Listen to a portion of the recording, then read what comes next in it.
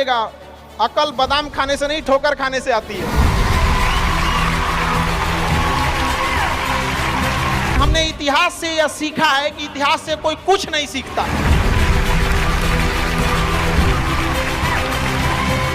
भले जेब खाली हो, जेब में गांधी हो या ना हो, दिल में एक आंधी होनी चाहिए।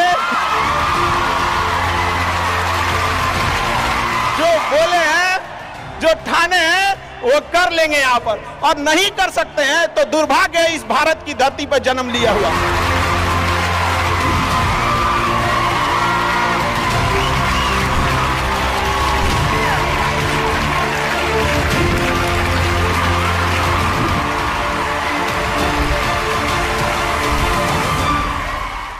भारत में एंटरप्रेन्योर इतने बड़े संख्या में आ रहे हैं और काफी खुशी हुई इस चीज को देखकर कि भारत